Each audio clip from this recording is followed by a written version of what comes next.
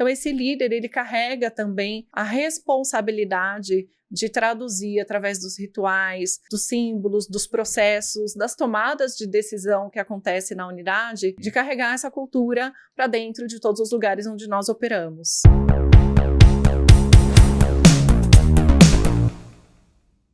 Olá, seja muito bem-vindo ou bem-vindo ao Revolcast, o podcast da revolução da aprendizagem, onde contamos os bastidores dos programas de T&D das maiores empresas do Brasil.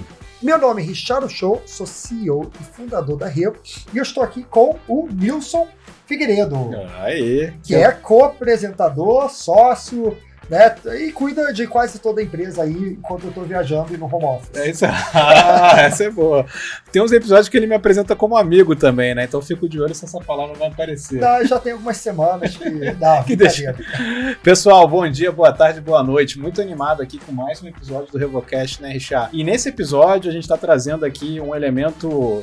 Às vezes eu não gosto de falar muito no início, Richard, porque a gente vai dando alguns spoilers, deixa passar alguma coisa, mas vou passar para você. O que a gente trouxe hoje? É um case bem grande e um case voltado para liderança. Então vamos lá. Imagina o seguinte, quando você entrou na empresa, tinha 4.500 colaboradores. 2 anos e meio depois, tem 19 mil pessoas. De quanto para quanto? Repete aí. 4.500 para 19 mil em 2 anos e meio. Crescimento absurdo, hein? Exatamente. Esse crescimento ele veio por meio de contratações e aquisições também, ou seja, várias culturas. Quando você vai ver, tem 1.200 líderes na organização. Só de liderança, pessoal, 1.200. Mais líderes do que a maioria das empresas tem de pessoas, não é? É verdade.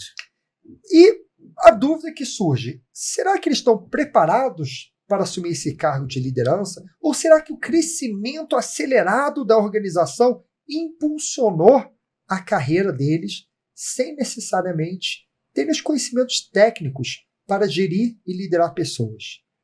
Como que você faz para preparar essas pessoas para uma cultura em rápida expansão e transformação? Hoje, vamos conhecer os bastidores do programa Evoluir, que é o programa de desenvolvimento de liderança da Aegea. E para contar esse case, estamos aqui com a Vanessa Favaretto, que é gerente de educação corporativa da Aegea. Vanessa, seja muito bem-vinda ao Revolcast. Bem-vinda, Vanessa. E Obrigada. Que desafio, né? Obrigada, gente. Obrigada pelo convite. Super feliz de estar aqui e poder contar um pouquinho desse case, que é um case fantástico, né? Não estou puxando sardinha aqui do nosso lado, não, mas realmente... pode puxar. Realmente é um desafio. E a Aegea, né? Só para o pessoal conhecer também. Contar um pouco da Aegea. Vamos lá. Então, a Aegea é uma companhia de 14 anos, então uma companhia adolescente. Nossa, já com 19 mil pessoas com em 14 19 anos. mil pessoas. É uma startup com 19 mil pessoas. Gostei. Então, a gente... A Aegea tem o propósito, né, de levar saneamento, de levar saúde, dignidade para as pessoas. Então, a gente atua em mais de 500 municípios e atende a mais de 31 milhões de pessoas, Brasil afora. Então, você estava trazendo antes dos bastidores aqui, falando um pouco da realidade do saneamento do Brasil. Sim. Né? Às vezes as pessoas não sabem quantas pessoas hoje não têm acesso a saneamento. Hoje, 35 milhões de pessoas não têm acesso à água tratada. E mais de 100 milhões de pessoas não têm acesso ao esgoto tratado. Então, mais de 50%, né, na verdade, 50% do nosso país ainda não conta com saneamento de esgoto. Então, que missão é essa, né? Porque a gente sabe que não é só água e saneamento, é saúde, é vida, né?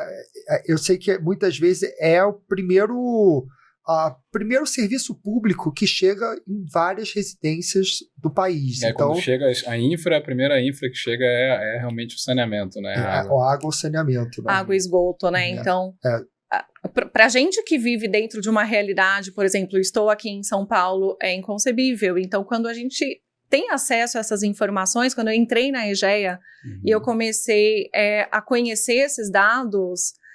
O senso de pertencimento e propósito da companhia também, ele fica muito evidente, né? Então, a gente fala que nos guiar por esse propósito de levar toda essa estrutura de saneamento para o nosso país, porque o avanço do país depende de alguns fatores. Sim.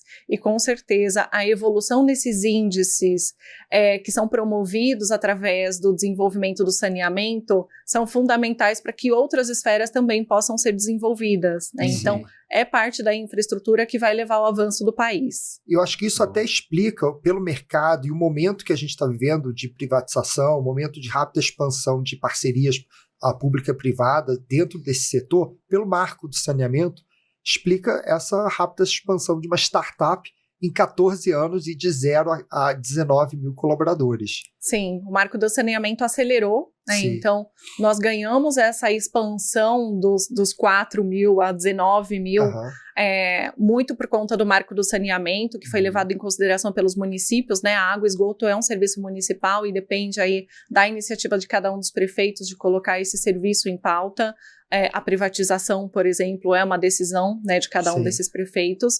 E eu falo que a gente tem pressa. A cada oportunidade que nós temos de entrar em um município, seja grande, seja pequeno, né, a gente tem esse compromisso de levar a dignidade para as pessoas. Então, dispostos aqui a contribuir com a evolução do saneamento em todo o Brasil.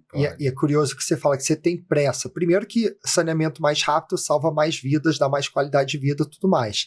Então, essa pressa aí pela oportunidade de mercado é necessário pelo negócio, mas, por outro lado, o negócio não fala, só vou esperar ter os meus líderes capacitados para poder avançar. Não tem isso, não é? Não tem como dizer isso, né? Não dá tempo, não dá tempo. Então, a gente diz que a gente está trabalhando numa fábrica de formação de pessoas, porque a estratégia do negócio, a estratégia de crescimento do negócio também é sustentada pela formação de pessoas. E a formação de pessoas se dá também, principalmente pela formação das nossas lideranças, que estão aí à frente dos nossos times, né? Então, as nossas operações acontecem pelas regionais, onde nós atuamos de norte a sul do Brasil. Então, imaginem, mais de 500 municípios, né? Então, a capilaridade também é um fator muito importante de formação, porque as pessoas estão espalhadas e, de alguma forma, a gente precisa conectar esse público com a nossa cultura, com o nosso propósito, com o nosso jeito de ser. E quem leva tudo isso, né, e a gente fala muito sobre a cultura EGEA, que é materializada dentro das nossas iniciativas de desenvolvimento. Hoje nós temos uma mandala que traz 5 elementos, que são 5 talentos valorizados pela companhia, e legal. Também 11 comportamentos, que são comportamentos que pertencem à nossa cultura.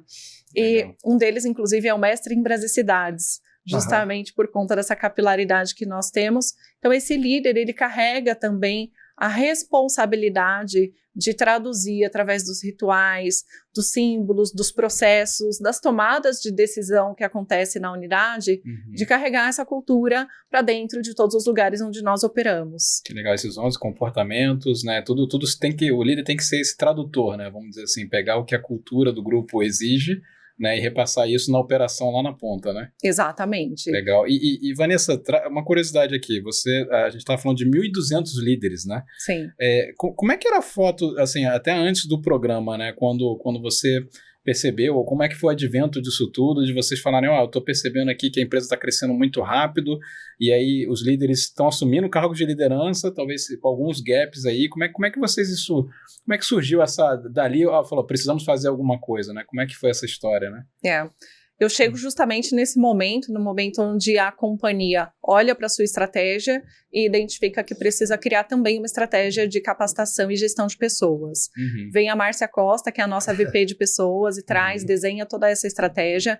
Até então, o que acontecia era o desenvolvimento era proporcionado por cada uma das regionais. Então, nós tínhamos as BPs que atuavam, né, de forma muito centralizada, cada uma com a necessidade da sua regional, e então a gente entendeu que era necessário criar uma estrutura corporativa para poder, obviamente, né, ter ganho em escala, mas também para poder padronizar os programas de acordo com a estratégia da companhia e carregando também a cultura, né? Então, independente do líder, ele ser um líder que está numa unidade no Mato Grosso ou que está numa unidade em Teresina, ele recebe a mesma informação, a mesma capacitação. Legal. Então, isso garante que a gente tenha aí uma gestão muito alinhada ao propósito e também a todos os valores da companhia. Legal.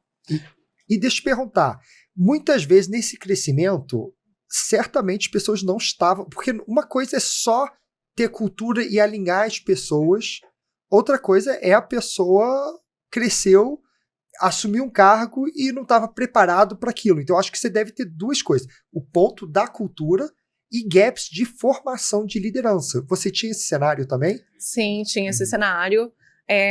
O que a gente encontrou foram líderes formados dentro da própria companhia, que já haviam trilhado ali uma carreira importante, principalmente técnica, né? Então, nós temos uma tradição, apesar de ser uma companhia de 14 anos, a gente tem um trainee de 10 anos, que já foi criado com essa visão de formação de pessoas para o futuro.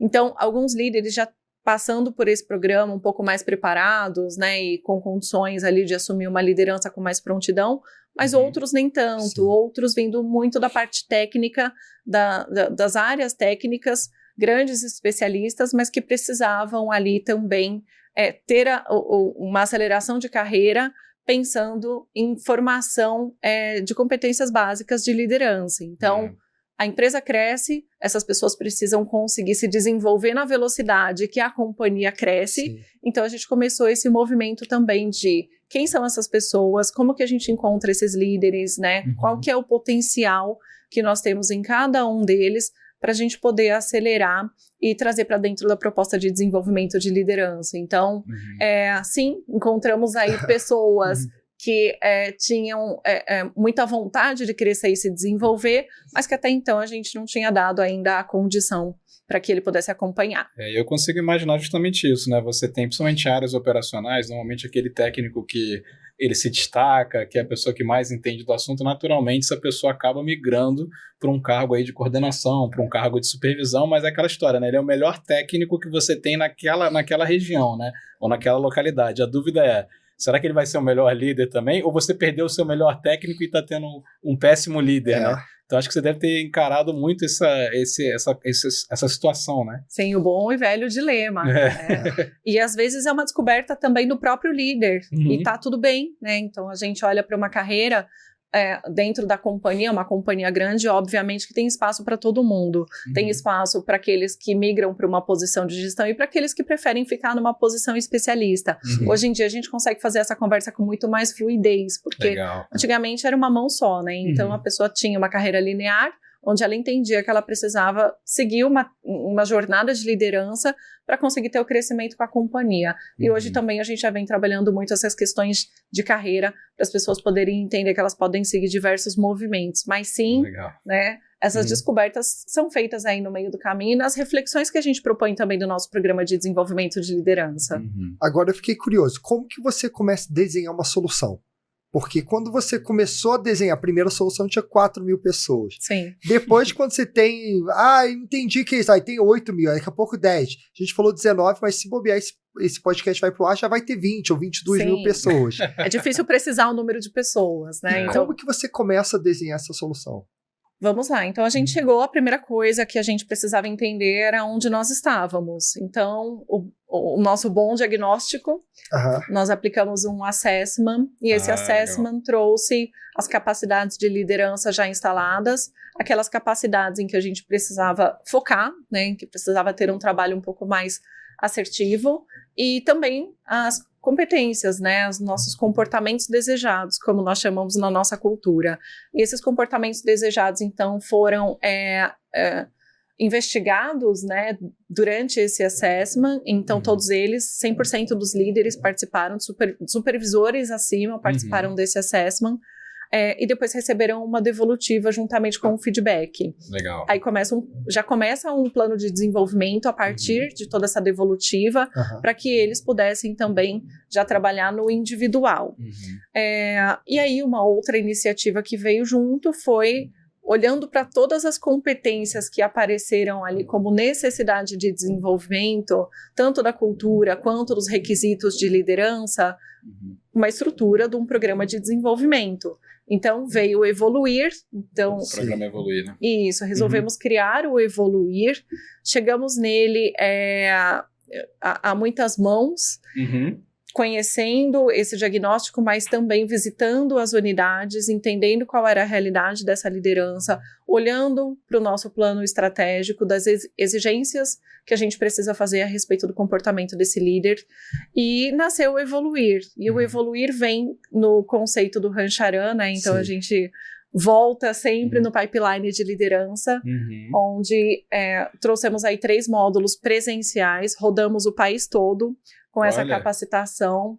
Desafio logístico interessante. Muitas milhas desse programa, mas foi super importante, porque o projeto trouxe uma construção de um repertório que hoje capacita esse líder a ocupar posições mais relevantes, né, que eles consigam crescer, que eles consigam se desenvolver junto com a companhia e acompanhar toda essa evolução que nós fizemos aqui ao longo do tempo. Legal, eu queria só dar um destaque na tua fala, até para não passar muito rápido, né, que é o seguinte, a gente já falou até em outros episódios aqui do RevoCast, né, a importância de um bom diagnóstico, né, porque às vezes o pessoal fala, eu começo a desenhar uma solução, tá bom, mas você não sabe nem qual que é o teu ponto de partida, né? Sim. E o que ficou muito claro na sua fala, que eu acho que já é um grande insight para quem está ouvindo, é mapear muito bem o ponto A, né? Eu quero chegar no ponto B, né? Mas se eu não sei qual que é meu ponto A, né, de nada adianta. Então, me parece, até pelo que você está contando, que foi tirada uma bela foto, né? Sim. Esse mapa, né, para descobrir onde vocês já estavam, para depois desenhar o programa que é justamente te levar desse ponto A até o ponto B, né? E eu quero destacar também uma coisa que você falou bem rápido, você falou, visitamos as unidades. Isso aí mostra que o conhecimento não está no corporativo, está na ponta. Não é? Fazer esse diagnóstico significa ir à ponta, não é mandar um formulário online e só coletar dados quantitativos. Você precisa ir lá, ouvir as pessoas.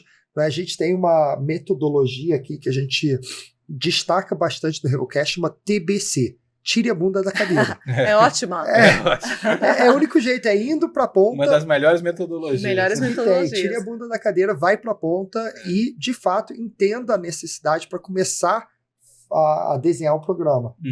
Exatamente, foi o que nós fizemos, né? Então não tem como desenhar algo sentado na cadeira do corporativo, no ar-condicionado, sem entender qual é a realidade desse líder. Então, foi importante fazer essa visita, conhecer os desafios do dia a dia também com a gestão de times, porque, como a gente trouxe, né, a capilaridade traz um desafio importante também, porque às vezes o que funciona em uma região não funciona na outra. Então a gente precisava compreender esse cenário, a gente precisava também entender o nível de maturidade dessa liderança para lidar com os desafios do dia a dia que eram impostos a eles, porque as unidades também têm isso, né? Tem níveis de maturidades diferentes, inclusive entre as nossas unidades. Unidades maiores. Cidades, né, também. Você tem o pessoal falando Brasil com a magnitude dele, você tem realidades completamente distintas, né? Exatamente, país continental. A gente atende Manaus e atende Porto Alegre. Né? Então, e no meio do caminho tem um monte de gente. No meio do caminho tem 498 municípios. Exatamente, além, né? Exatamente. Agora, uma curiosidade, vocês operam com diversas marcas, né? Então, eu sou do Rio de Janeiro, então tem Águas do Rio e várias outras marcas espalhadas.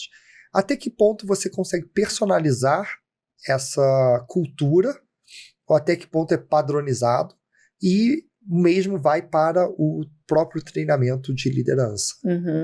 A gente tem, como o nosso talento pede, né, mestres em Brasicidades, a gente olha muito para a questão regional. Sim. Então, nós temos BPs que atuam pelas regionais e elas traduzem esses desafios já com também esse tempero de necessidade específica de uma determinada unidade, de uma determinada região, então para a gente poder conectar. Então, e acho que isso é uma questão super importante também, né? As BPs estão na realidade do dia a dia, elas estão no campo, elas conhecem bem os desafios dessa liderança, inclusive que são muito compartilhados com elas, para que elas também ajudem a construir a solução, e envolver as BPs nessa construção é muito rico, porque elas conseguem trazer elementos que eu aqui sozinha com os 19 mil não consigo. Então, quanto mais rede nós desenvolvemos nesses projetos, mais rica e assertiva vai ser essa solução. Perfeito. Então, além do movimento de ir até as unidades, também poder considerar aí diferentes visões a partir das VPs de unidade. Legal. E ainda explorando a solução, uma coisa que você começou a falar, eu tenho até uma curiosidade, né, sobre o programa Evoluir mesmo, né? Você comentou do Rancharam, Pipeline de Liderança, e em algum momento você falou que são 3 módulos, né? Conta pra gente um pouco mais, assim, como é que é o formato do treinamento em si, né? É presencial, 3 módulos, são quantos encontros, o que acontece um pouco ali em termos de metodologia, quantos dias, enfim. Muito bom. A gente tem, então, para gerentes e diretores, né, são os 3 módulos, então, o liderando a si, o liderando ao time, o liderando a cultura, são encontros presenciais e onde a gente traz um dia que, além de conteúdo, a gente faz questão de ter muita troca, porque é um momento em que os líderes das diferentes regionais também podem se encontrar. Então, além de uma ação de capacitação, também é uma ação de integração, mas também de reflexão entre os diferentes desafios que nós temos no grupo. Então, durante dinâmicas e exercícios que a gente propõe nessa formação, eles podem compartilhar questões que eles têm, né, enfim, de desenvolvimento, de desafios da unidade, desafios da liderança, e a gente cria um espaço muito seguro para que eles possam trocar entre eles boas práticas, ideias, cases, né? Então, a gente cria também, além de trazer o conteúdo, a gente cria um conteúdo muito rico que é exposto através das metodologias que a gente traz para o treinamento. Então, o ganho que a gente tem da vivência presencial nesse conteúdo é muito grande, né? Legal. E claro que para coordenadores, aí a gente tem esse programa para diretores e gerentes, mas também para coordenadores e supervisores, que é um público bastante grande que nós temos, e que também muito conectado nas operações, né? É um público que está no campo, é um público que está na rua, então a gente precisa trazer esse público também para a formação, porque são os nossos futuros gerentes, futuros diretores. E nessa formação a gente teve, inclusive, né, ali 3 módulos também, que aconteceu o primeiro de forma presencial e os 2 outros de forma online. Então, a gente inverteu um pouquinho a ordem por conta da capilaridade, sempre buscando qual é o melhor modelo, né? Como que eu vou entregar? É que o número de coordenadores e supervisores é tão maior do que o grupo de gerentes, que aí o desafio logístico, né, para juntar todo mundo fica cada vez mais complicado, né? Cada vez mais complicado. E quanto mais a gente olha para essas operações, mais espalhados eles estão. Então, os gerentes, por exemplo, estão em grandes unidades que centralizam ali a regional. Quando a gente olha para um coordenador e um supervisor, muitas vezes ele está sozinho em uma cidade. Mais espalhado, né? Exato. Sim, perfeito. Então, essa foi a estratégia que a gente usou. E o online deles era síncrono ou assíncrono? Era ao vivo ou era gravado o conteúdo do online? O conteúdo do online era assíncrono. Assíncrono. Tá. Síncrono. Era síncrono. Isso que eu queria saber. Estava ao vivo. Tá. Isso, ao vivo. Perfeito. Mas a gente trabalhou também com o conteúdo pré-work, que era assíncrono. A pré-work era assíncrono. Isso, então eles tinham um curso, né, que eles precisavam fazer como pre-work e falava ali conceitos básicos de primeira liderança, para que a gente já pudesse esquentar os motores, deixar eles mais aquecidos para que a discussão em sala fosse mais rica e a gente pudesse aproveitar melhor esse tempo do presencial com discussões, enfim, também ouvindo o conteúdo, né, e valorizando muito também essa experiência deles em sala. Perfeito, perfeito. E vamos agora para o nosso momento que a gente chama de bastidores.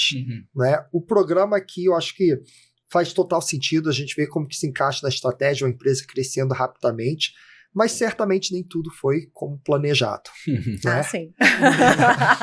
Pegando hoje o que você aprendeu aí, o que você faria diferente no programa? Bom, tem muitos aprendizados, né? Eu acho que cada ciclo é um aprendizado e que bom, A gente trabalha com aprendizagem, então a gente precisa olhar para isso e valorizar esses momentos. Quando eu olho para essa formação, para essa capacitação, citei, né, que a gente trouxe aqui o método online para coordenadores e supervisores. Funciona, tá, gente? Sou fã do online e acho que o online facilita muito a nossa vida, mas eu entendi que essa capacitação em específico, as trocas e os momentos em sala, eles são o grande pilar dessa formação. Então, o que para o online é possível, né, quando a gente traz dinâmicas e atividades ali, as pessoas participam de uma forma mais tímida, talvez a interação não seja a mesma. Então, eu entendi que essas formações que são estruturantes, a gente precisa fazer presencial, né? E a gente consegue sustentar tudo isso, até porque depois do programa vieram ações de sustentação até o próximo ciclo, porque o Evoluir é um programa cíclico, porque com o crescimento da companhia, a gente tem aí muitas pessoas sendo promovidas, admitidas ao longo do tempo, a gente eventualmente precisa reunir novamente essas pessoas para poder aportar de novo esse conhecimento. Então, e só por dúvida, ele é anual ou quando tem necessidade? Ele é anual. Tá. Então, todos os anos a gente tem turmas garantidas, né? Tanto para gerentes e diretores quanto coordenadores e supervisores. Então, o movimento de sustentação fica muito pautado no online, né? Tanto o pré-work quanto sustentação depois. E os movimentos de presencial, a gente vai valorizar muito a questão da interação. Então, esse foi um aprendizado e foi um feedback, inclusive, dos participantes, porque a gente deixou um gostinho de quero mais quando a gente fez o módulo 1 presencial dos coordenadores e supervisores. Aí você já deu gostinho, né? E depois ter que sustentar isso, eles vão querer de novo. Exato, fico feliz que eles tenham gostado do primeiro módulo e pedindo para a gente repetir, né? Mas tem o desafio da logística, da dinâmica, os custos também, né? Porque quando a gente olha uma formação presencial no movimento tão capilarizado que nós temos, a gente precisa encontrar sempre a melhor logística para tudo isso acontecer. E a parceria dos gestores também, porque, por exemplo, né, a gente tem unidades no Mato Grosso em que a pessoa se desloca um dia inteiro até chegar no ponto do treinamento. Então, isso aumenta a minha responsabilidade, porque tem que ser um conteúdo muito bom, né?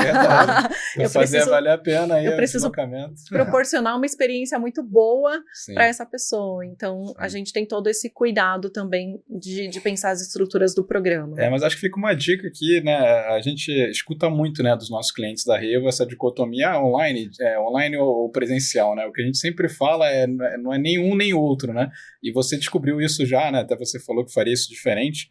Deixar o digital para ser realmente aquilo que é nivelamento, algo que até melhor a pessoa precisa se aprofundar, ela faz no tempo dela, talvez uma ação de pre-work, a própria sustentação, mas na hora de ter uma troca mesmo, né? Na hora de ter uma conexão, aí você usa o presencial. Na verdade, é usar o digital para potencializar o presencial, já que vai encontrar, já que tem uma pessoa que se desloca por um dia inteiro, vamos fazer valer esse tempo do presencial para não entregar conteúdo que a pessoa poderia ter feito antes, né? E também vale a pena dizer que essa coisa depende de cada cultura. É cultura de cada empresa. Tem culturas que vai funcionar muito bem. Tem uma cultura, às vezes, como você tem uma pessoa mais operacional, mais na ponta, que às vezes não tem nem a infraestrutura necessária para isso. Né? Então, acho que isso tem que levar em consideração a cultura de cada organização. Exatamente. É um dos nossos desafios. Apesar, né, da gente ter esse foco e ter tido esse aprendizado da formação ser presencial, o online tem nos ajudado muito no desenvolvimento de outras competências. Por exemplo, a gente tem uma plataforma onde a gente oferece mais de 150 temas self-service, então as pessoas podem consumir conforme a necessidade. E só no ano passado a gente teve mais de 500 mil horas de treinamento executadas em online. Então, acho que essa... Então vocês têm essa cultura já, né? Até pela essa presença e esse engajamento todo, a cultura existe, né? Exatamente. A gente tem essa cultura, mas existem momentos em que você vai privilegiar o presencial e existem momentos em que você vai utilizar das estratégias do online. Acho que você precisa saber equilibrar e principalmente ouvir as pessoas, né? Isso aí, desculpa cortar, mas eu ia falar que vocês também têm uma plataforma que capacita terceiros. Sim. Não é? Terceiros não, a comunidade em geral, né? Uma plataforma aberta que social. A Revo aí faz parte desse projeto social. Só não podia deixar de adicionar esse tema aí do social que também vocês capacitam. A gente se orgulha muito por fazer parte aí do projeto social de vocês, né, e tá aí com a nossa plataforma. Agora, Vanessa, eu queria perguntar uma coisa. Você falou que faria diferente. Agora eu vou perguntar o contrário, né? No âmbito positivo, o que é aquilo que deu muito certo que você pode compartilhar como se fosse assim, isso aqui é um insight, uma dica de ouro, algo que a gente fez no programa que funcionou muito bem, que certamente se eu fizesse de novo eu repetiria, né? Olha, a gente tem muitos elementos aqui, né? O próprio diagnóstico, como você ressaltou, não faria nada sem o diagnóstico. Então, o diagnóstico foi a bússola, o diagnóstico foi um instrumento super importante, porque foi o ponto de partida para que a gente pudesse colher os resultados que a gente tem hoje. Legal. Então, além de você ter uma diretriz, você tem também um mecanismo de como era, para você depois conseguir entender como ficou. A foto do depois, né? Exatamente. O diagnóstico foi, então, uma bússola, para que a gente pudesse entender qual era o momento atual, qual era o ponto de partida. Perfeito. E depois eu vou mensurar onde eu cheguei. Né? Então, a gente precisa ter esses elementos para entender se, de fato, o conteúdo que nós entregamos agregou e gerou valor. Relevância, perfeito. E vamos agora botar aquele chapéu do CFO. Né?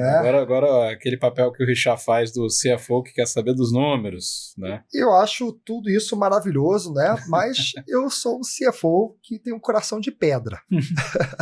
E eu acho que essa parte de pessoas, tudo isso, legal. Mas eu quero saber uma coisa, quero saber de EBITDA, quero saber de resultado, quero saber o que eu vou reportar para os meus acionistas. O que você fala para o CFO, quais indicadores que você estava olhando para garantir, né, que você consiga trazer números e indicadores? Vamos lá. Bom, eu vou começar pelos básicos aqui, que são os nossos indicadores fundamentais, né? Então, apesar de ser um indicador básico, para mim tem muita relevância, que são os indicadores de presença, mais de 90% de presença no programa. É uma Bastante. Companhia que valoriza muito a educação e que estimula muito o movimento de educação, né? Então, nós tivemos um apoio desde o nosso CEO até os nossos executivos para que todos participassem dessa formação, porque todo mundo entende a importância dessa iniciativa para a companhia. Então, esses indicadores para a gente são muito positivos, né, dentro da realidade que nós temos. Um segundo indicador, obviamente, satisfação. Então, a gente ficou muito também feliz, né, em poder receber essa pesquisa que apontou aí mais de 96% de satisfação com o programa, e com informações importantes para nossa reflexão, aprendizado, e para que a gente pudesse entender, inclusive, qual era a rota que a gente precisava desenhar para o próximo programa, né? Eu até ia comentar um pouquinho sobre isso, de ouvir as pessoas, de considerar o que as pessoas estão te trazendo como experiência relevante e considerar isso para os desenhos dos próximos programas. Isso é fundamental. E acho que hoje a gente consegue acompanhar também. Nós temos o nosso programa, né, o ciclo de gestão, e no ciclo de gestão avaliamos aí quais são as competências dessa liderança. Então, qual era aquela foto do assessment, onde nós investigamos ali os comportamentos desejados da cultura e os requisitos de liderança, né? Então, quais eram as competências que a liderança precisava atender e quais são essas competências que eu tenho hoje, onde eu evoluí, onde eu ainda tenho oportunidades. Então, isso tudo me traz a bússola para o desenho dos próximos programas e para entender que valor esse programa gerou. Indicadores de prontidão de sucessão. Eu estou falando que a gente desenvolve lideranças para que elas possam ocupar posições cada vez mais relevantes, para que elas possam crescer na companhia. Então, o indicador de prontidão de sucessão é importante. O indicador... Muito legal. Esse aí até, você falou dos mais básicos aí, né? Normalmente eles sempre aparecem, mas esse indicador de prontidão de sucessão, eu não sei, Richard, se você lembra, mas acho que é a primeira vez que ele é mencionado. Então, anota esse aí se você não pegou, hein? Indicador de prontidão de sucessão, importantíssimo, inclusive, né? Nilson, eu estou pensando se você está no ponto de prontidão de sucessão para assumir o podcast. Olha não, brincadeira. Olha só. Tá falando de sucessão, né? Tá falando de sucessão, né? Mas muito legal. E quais outros mais, além desse, que vocês também monitoram? Então, nós olhamos também, né, o box de talentos. Então, o posicionamento dessas lideranças, como que a gente consegue trazer eles para uma evolução dentro da companhia, o número de PDIs estabelecidos, porque tudo isso, né, todo o programa que a gente faz junto com o ciclo de desempenho, sempre tem como saída uma atualização do seu PDI. Então, com os aprendizados que você teve aqui hoje, sim, vai lá e incremente seu PDI. Né? Então, a gente acompanha esse número também, esse indicador, para que a gente possa, inclusive, entender quais são as iniciativas transversais e traduzir isso de volta em propostas de desenvolvimento. Então, tudo está conectado. Né? Acaba sendo o ciclo PDCA, né? Que você vai aprendendo e redesenhando o novo programa. Exato. Muito, você falou tanta coisa aqui que eu já tô perdido né, não sei nem como me posicionar mais como CFO de coração. Tá convencido, então. Tô convencido. Convenceu. Acho que tem bastante dá até um coisa gelo no aqui. coração com esse CFO, né, gente? Mas acho que você estava muito bem preparada, porque aqui, ó, com vários aqui, ó, prontidão de sucessão, ciclo de gestão, PDI, acho que ele ficou meio sem argumentos, né? Não, e principalmente sabendo que a organização saiu de 4 mil para 19 mil pessoas. Então, só imaginar a quantidade de questões ligadas à pessoa, não tem como não ter um programa como esse. Exato. E a gente ainda tem outros programas, né? O Evoluir hoje é o nosso principal programa de desenvolvimento de liderança, mas eu tenho também outras iniciativas que fomentam competências importantes para que essas lideranças também cheguem a esses indicadores, né? A gente tem um programa de graduação que abrange todo o nosso público operacional e que nós já estamos na segunda turma, inclusive. Um programa de MBA que traz um foco mais estratégico de formação. O próprio programa Trainee, que ajuda, né, gente? Porque de 4 para 19 é muito acelerado e às vezes as pessoas também não dão conta de evoluir dessa forma. Então, o programa Trainee, ele traz muitos elementos importantes, né? Então, em 18 meses, jovens que são acelerados, que têm foco de formação de liderança. Então, é também um grande canal de formação que a gente tem junto com todos os outros projetos. Muito bom, muito bom. Agora vamos dar o passo seguinte, fazer aquela pergunta filosófica que a gente traz para todos os episódios. Para você, o que significa a revolução da aprendizagem? A revolução da aprendizagem é quando a gente olha para a necessidade de quem está aprendendo, né? Colocar o aprendiz no centro, de fato, entender qual é a necessidade, então por isso que a gente valoriza tanto esse diagnóstico, né? E que formato e que metodologia que vai atender, porque hoje nós estamos... Eu cresci, né? Faz 20 anos que eu estou em RH, então eu cresci muito nesse movimento de o RH tem todas as respostas, a área de educação corporativa com suas metodologias, estratégias, técnicas e tudo mais, vai entender qual é o melhor movimento para todo mundo, e hoje eu entendi que não. Eu entendi que a resposta está nas pessoas, o conhecimento está nas pessoas. Eu falo do setor de saneamento, é um setor muito novo no país, né? A gente está avançando no saneamento. Então, eu não tenho instituições especializadas, eu não tenho grandes especialistas, então eu preciso encontrar dentro da minha instituição pessoas que têm o conhecimento, entender como eu consigo valorizar essa informação e compartilhar com todo mundo, né? Além de todas as metodologias. Então, a gente estava conversando aqui agora há pouco sobre TikTok é uma ferramenta de educação e como que a gente transforma isso, como que a gente dá velocidade para trazer isso para a realidade do nosso público, para conectar com as novas gerações que vêm e querem informação rápida, objetiva. Então, entender um pouco as tendências do mundo e como a educação corporativa consegue ser esse canal. Legal, muito bom, bem profunda a resposta, gostei. E agora eu queria evoluir um pouco a nossa conversa, aproveitando o nome do programa, né, para evoluir a conversa, aí perguntar quem é a Vanessa, né? As pessoas querem saber aí quem é a Vanessa, tanto dentro quanto fora do LinkedIn. Vamos lá, a Vanessa, mãe de Heloísa, então tem uma pequena de 8 anos. Ah, que legal, minha tem 9 e 5. Então... Estamos nesse momento de ser desafiados o tempo todo com perguntas complexas, mas que a gente precisa entender também o movimento, né, dessa geração que vem cada vez mais questionadora. E isso já me traz muitos insights para a educação corporativa do futuro, né? Então, a gente precisa já está te preparando o que vem por aí, né? Exatamente. Você tem um laboratório em casa. Ensina muito. Né? Quem é pai e mãe sabe, ensina muito. Bom, na área de educação corporativa eu já atuo há mais de 20 anos. Então, eu nasci em um programa de estágio e super interessante, porque eu até então, né, estudava psicologia, nunca quis ser psicóloga clínica, eu queria ser recrutamento e seleção, achava fantástico, assim, falava, nossa, maravilhosa essa profissão. E aí, quando veio minha primeira oportunidade de estágio, veio em educação corporativa. E eu olhei... Você já caiu em educação corporativa desde o estágio. O que é isso, né? Eu não queria, mas eu falei, deixa eu conhecer, deixa eu entender o que é. A proposta parecia interessante, fui lá, entrei, era uma academia super desenvolvida, aprendi muito, assim, tive grandes gestores e desde lá venho me desenvolvendo, nunca mais saí de educação corporativa, a gente navega, né, DO, educação corporativa, fui ser recrutamento e seleção, obviamente, mas minha grande paixão é falar de educação, é falar de aprendizagem, é como a gente consegue levar o conhecimento para que as pessoas possam crescer, se desenvolver junto com a companhia. Legal, e tenho certeza que essa sua formação e trajetória te ajudou e te preparou muito pelo desafio que você tem aqui, até porque você trouxe com muita propriedade e dá para ver a experiência que você tem em vários momentos da sua fala. Então, muito bom e parabéns aí pela trajetória e pelo programa. Obrigada, vamos juntos, né? Somos parceiros aí, temos vários desafios.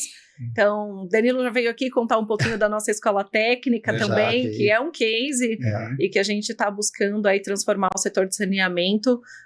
A escola social...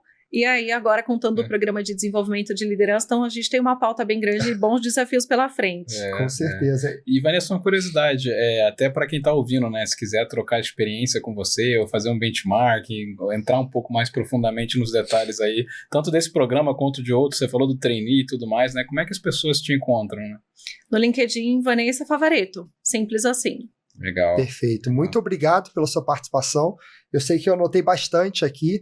E tenho certeza que no nosso próximo podcast já vai ter muito mais de 19 mil colaboradores, porque o crescimento realmente está bem intenso. Com certeza. Vamos sempre um próximo desafio para contar é o que não falta. Obrigada, gente, pelo convite. Foi um prazer. Obrigado, Vanessa. Eu realmente aqui tive uma aula, anotei bastante coisa aqui, vários insights.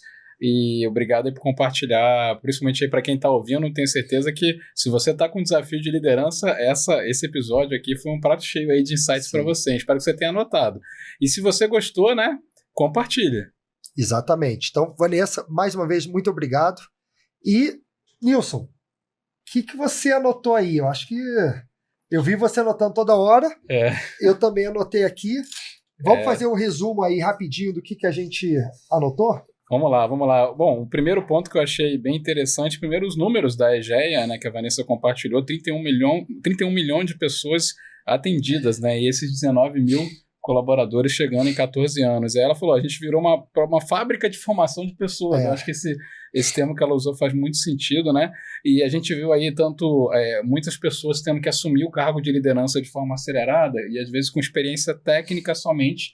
E aí, naturalmente, até por essa celeridade que o negócio exige, a pessoa chega com gaps de liderança, né? E trazendo o Rancharan, né? Que, bem ou mal, a gente tem um bom fundamento do pipeline da liderança, então conceitos consolidados para chegar em 1.200 líderes. Eu achei interessante usar os BPIs regionais eu anotei isso também, para traduzir a questão regional. E o que ela falou, ela enfatizou muito o diagnóstico. O diagnóstico foi a bússola para saber o ponto de partida né? Para onde ir e se saber e para saber se você chegou lá, né? Exatamente. Eu também vi assim, a gente falou várias vezes da importância do diagnóstico, né, para ter esse mapeamento. A gente falou aqui muito, né, que foi interessante a divisão do digital e do presencial quando priorizar um ou outro, né, porque eles vão ter vantagens e desvantagens, mas isso você ter essa clareza, né, de usar para pre-work ou nivelamento ou para a pessoa se aprofundar em algum conceito. O digital até permite essa escala, né, você abranger mais pessoas, mas no momento de conexão, momento aí de ter troca, o presencial, naturalmente, você vai ter mais vantagens, né? E aqui eu recebi uma aula dos indicadores, né, Richard? Eu ia falar, meu coração gelado derreteu. Derreteu. Não é? Quando a gente falou de 90% de presença, 96% de satisfação, teve o trabalho de ouvir as pessoas para redesenhar a rota, né? O prontidão de sucessor, box de talentos, número de PDI estabelecido. Além disso, no final, você ainda botou uma cereja, trazendo o programa de graduação MBA e programa de trainee. Assim, não tenho que falar sobre os indicadores, acho que fica vários insights aí para você sobre quais indicadores monitorar quando estiver fazendo um programa desse tipo, né? Muito bom, muito bom. E, Nilson, fala aí um pouco sobre como que as pessoas podem te achar nas redes sociais. Se alguém quiser fazer um benchmark, entrar em contato, falar com você. Legal. Vamos lá. Eu tô no LinkedIn como Nilson Figueiredo e no Instagram com @nil_figueiredo. E vocês podem me achar como @RichardoShowa nas principais redes sociais. E também não esquece de seguir a Revo, @SomosRevo. E se você gostou desse episódio, convido você a compartilhar com outra pessoa. A gente sempre fala, o melhor presente que você pode dar para alguém é o conhecimento. E esse conhecimento está aqui, de graça, que você pode dar para outra pessoa. E também comenta aqui o que vocês acharam, não é, desse episódio, o principal insight que você trouxe. Bota aqui nos comentários. E Nilson, o que será que vem por aí? O que será que tem no próximo episódio? E o nosso próximo episódio vai ser o Momento Globo Repórter. Vamos trazer um CHRO. Um CHRO o quê? CHRO, diretor de RH. Opa. Pois é, diretor de RH que já passou por muitas grandes empresas. E o nosso objetivo do Momento do Globo Repórter é entender como que ele pensa, como que ele vive, né, de o que ele come. Afinal, o que o CHRO pensa na hora que vai desenvolver um projeto de T&D, tanto para o time dele, quanto para os pares e outras áreas da empresa, e para cima. Esse é o tema que a gente vai explorar. E para falar desse assunto, vamos trazer o Bruno Junqueira, que é CHRO da Pet Love, já foi diretor de RH da JPS, já foi da Somos Educação, passou pela... tem várias empresas aí, a Natura, a Banco Real, enfim, uma experiência gigantesca na área de RH. Você não pode perder esse próximo episódio, até porque o seu CHRO vai pensar igual.